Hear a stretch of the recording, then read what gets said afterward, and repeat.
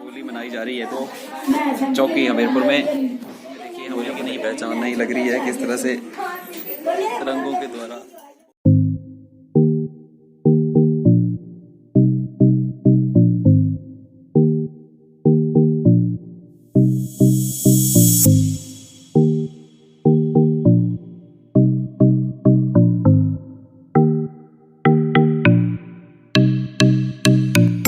और ये देखिए वॉशरूम में होली खेली जा रही है। लाओ लाओ लाओ भाई। और किस तरह से देखिए वॉशरूम में बुरा न माने होली है, होली है। तो हमारे सोम जी लगातार देखिए और बेहतरीन होली देखिए नहाने के बाद एक बार फिर से देखो भाई यहाँ क्यों बोला। हाँ रुको रुको, बुरा न माने होली है। चला जी, बुरा न माने होली है।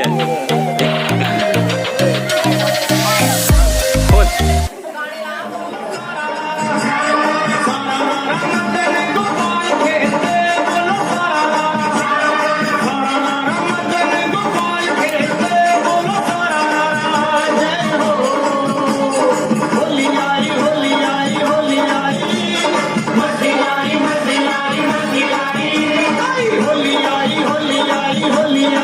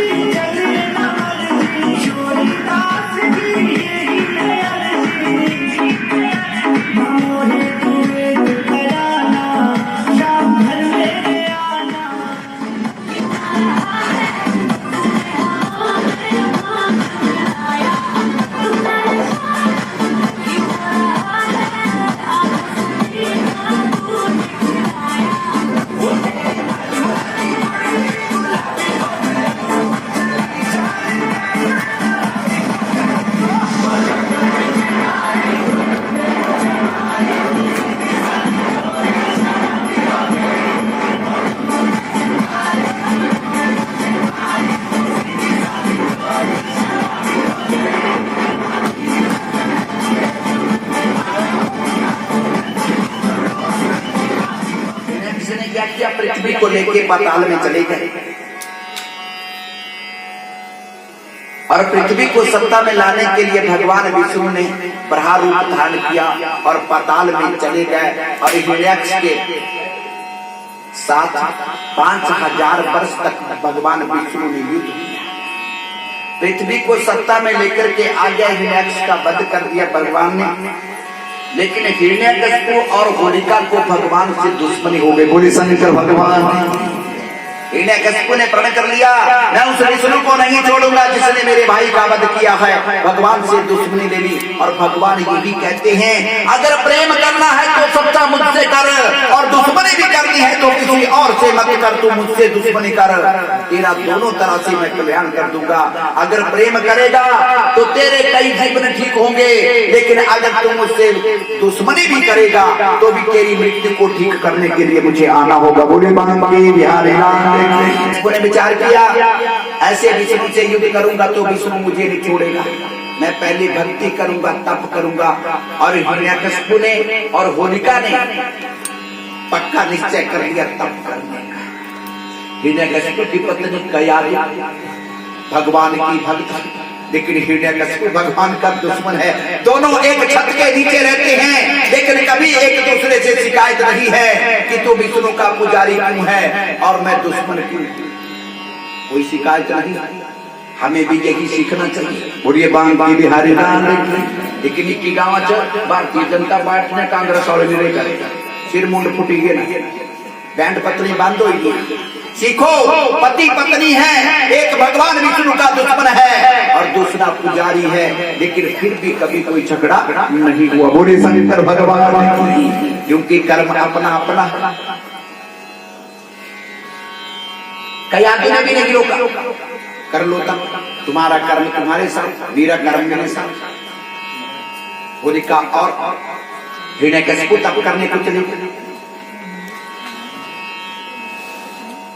जब तप करने को चले गए, सभी देवी देवता भगवान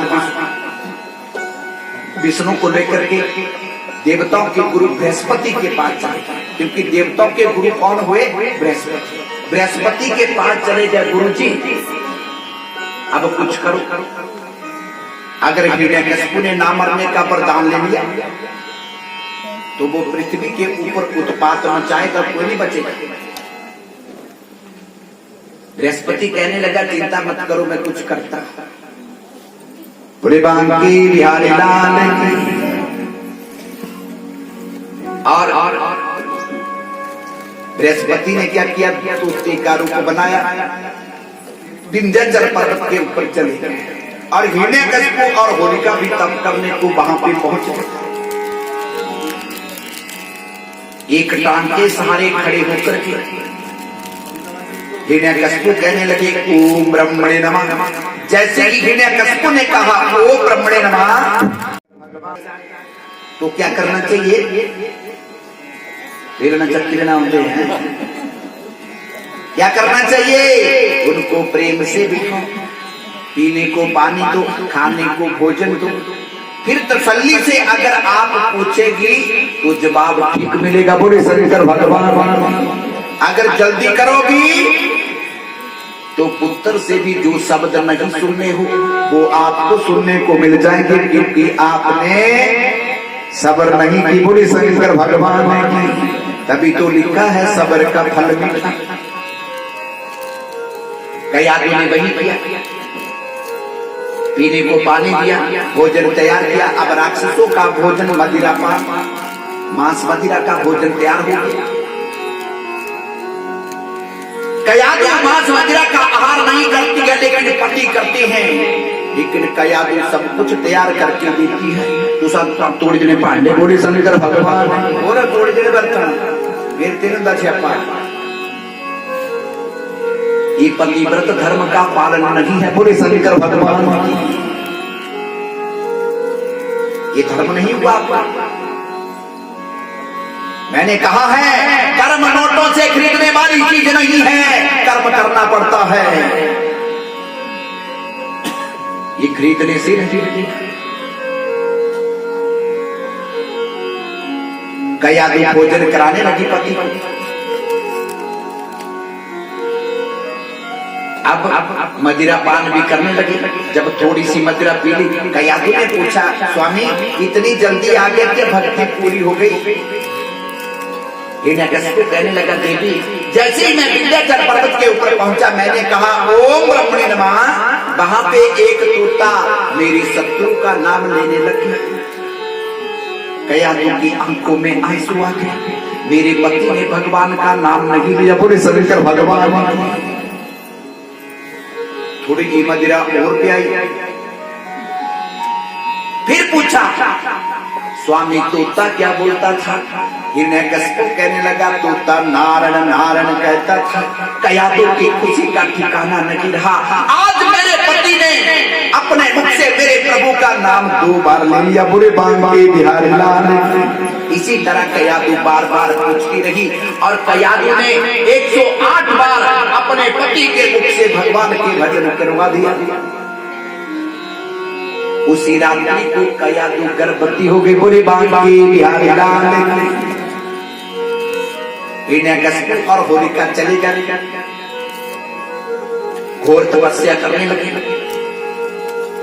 लेकिन इंद्र देवता को पता चला हिरण्यकशिपु की पत्नी कयाधु गर्भवती है।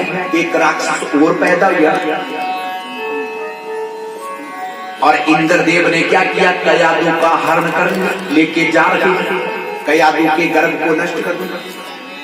आगे से देव ऋषि नारद जी आ गया। भक्तों याद रखना, इस मृत्यु लोक में अगर तुम्हारी रक्षा कर सकता है तो वो कौन है? सतगुरु पूरे शंकर भगवान। कौन हो? गुरु नहीं, सतगुरु। सतगुरु की पहचान बताई है मैंने, जो सनातन का काम करे, सनातन की बात करे, वही है सतगुरु पूरे शंकर भगवान। देवऋषि नारद जी आ गए, इंद्रदेव को कहने लगे, इंद्र देवता ये रावण वाला काम कब से सीखा? क्योंकि पर नारी का हरण करना देवताओं का काम नहीं है, ये तू दैत्यों का काम है। ये काम कहां से सीख लिया? इंद्रदेव कहने लगे, देवऋषि नारद जी कयाधु गर्भवती है, एक राक्षस और पैदा हो जाएगा।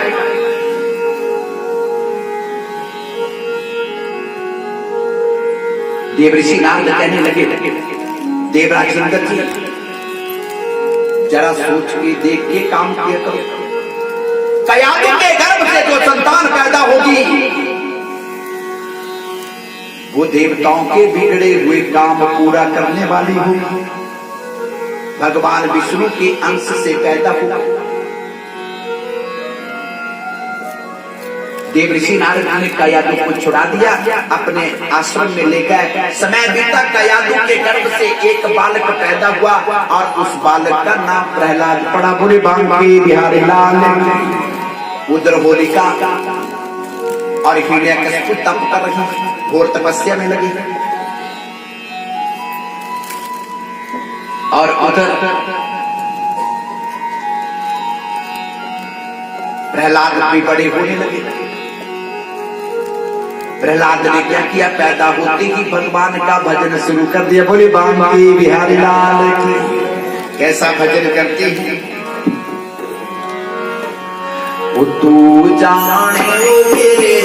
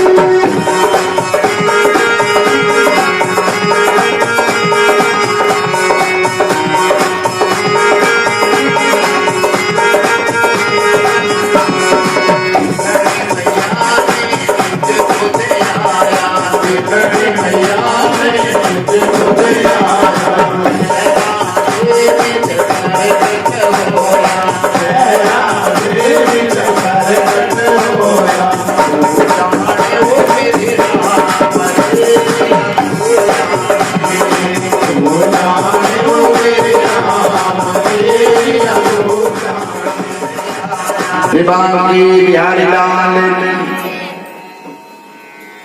प्रहलाद भी बड़ा होने लगा, 5 वर्ष का हो गया और उधर हिरण्यकश्यप और होलिका की तपस्या भी पूरी हो गई।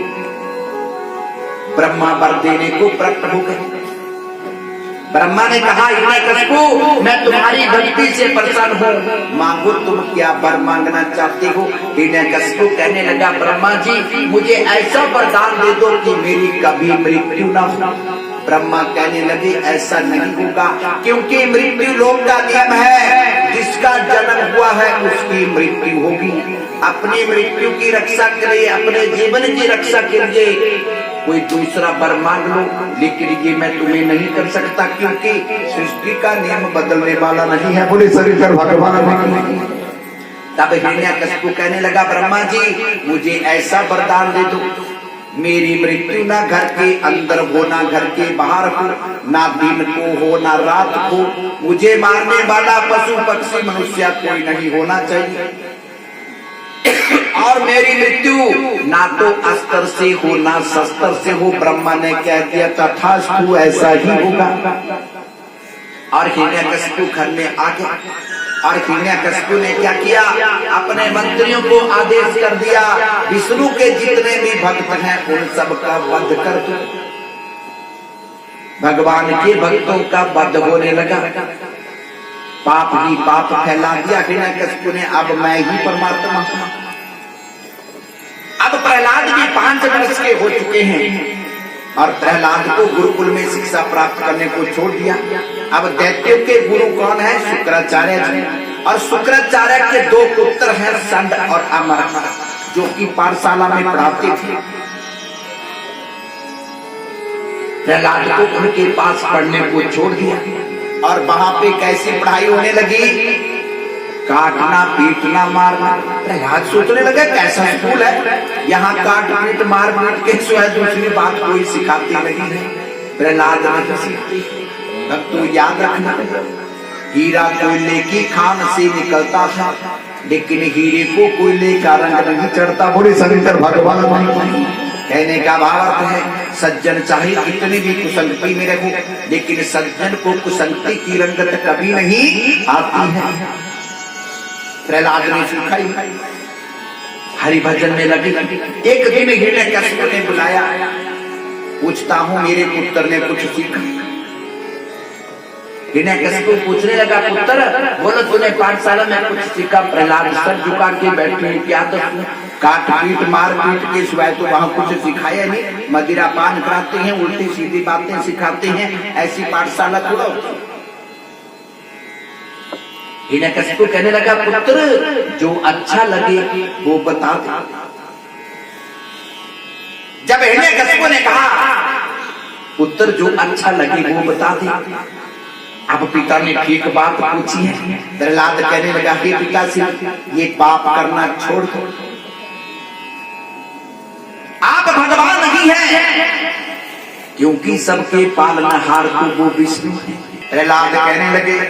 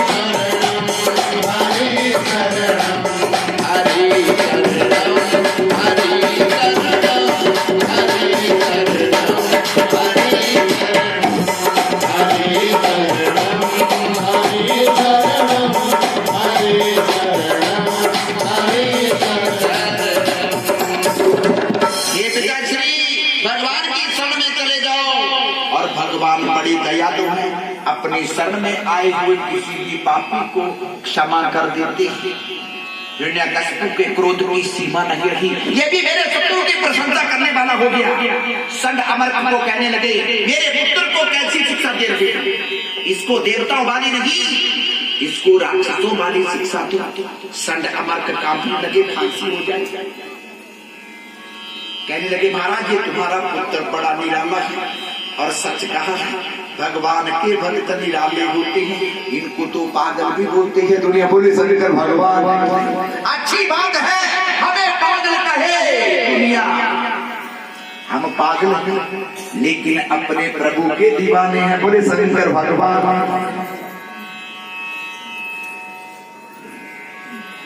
इनको बड़ा कुछ बोलती है दुनिया, इसको दैत्यों वाली शिक्षा प्रहलाद ने फिर नहीं सीखा। हिरण्यकशिपु को क्रोध आ गया। बोले शंकर भगवान। हिरण्यकशिपु को क्रोध आ गया, अपने पुत्र को बुलाया। आज मैं देखता हूं तेरा विष्णु तुझे कैसे बचाता है। एक कड़ाही में तेल गर्म कर, इस कड़ाही में छलांग लगा। जब तेल उबलने लगा, प्रहलाद कड़ाही के पास चला गया।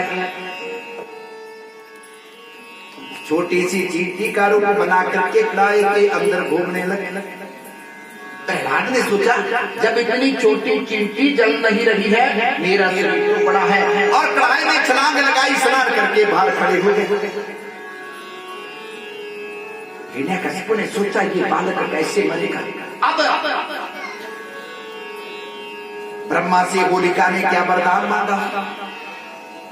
जब ब्रह्मा ने होलिका को पूछा तू क्या मांगना चाहती है, तूने भी मेरी तपस्या की है। होलिका कहने लगी मुझे ऐसा वरदान दो कि मैं अग्नि में ना जलूं। बोले शंकर भगवान। क्योंकि ये जो होलिका थी ये अग्नि से बड़ी डरती थी। इसने एक ही वरदान मांगा कि मैं अग्नि में ना जलूं। हिरण्यकशिपु को याद आ गया, होलिका ने वरदान मांगा है कि मैं अग्नि में ना जलूं, और हिरण्यकशिपु ने क्या किया, अग्नि जलाई और होलिका को कहा ऐसा करना, इस मेरे पुत्र को अपनी गोदी में लेकर के तू अग्नि में बैठ जा।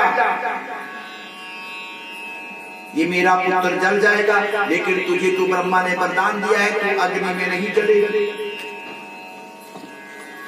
होलिका ने वही किया। प्रहलाद को लेकर के जैसे ही अग्नि में प्रवेश किया, अग्नि के बीच में बैठ गए। भगवान विष्णु ने अपनी माया को पलट लिया। बोले शंकर भगवान ने। क्योंकि ये जो वरदान होते थे ये किसी भगवान के भक्तों को नष्ट करने के लिए अगर इनको प्रयोग करते तो ये खत्म हो जाते थे। वही हुआ, भगवान विष्णु ने अपनी माया को जैसे ही समेटा, अग्नि में भस्म हो गई होलिका। उसी दिन से होलिका दहन होता है। बोले शंकर भगवान।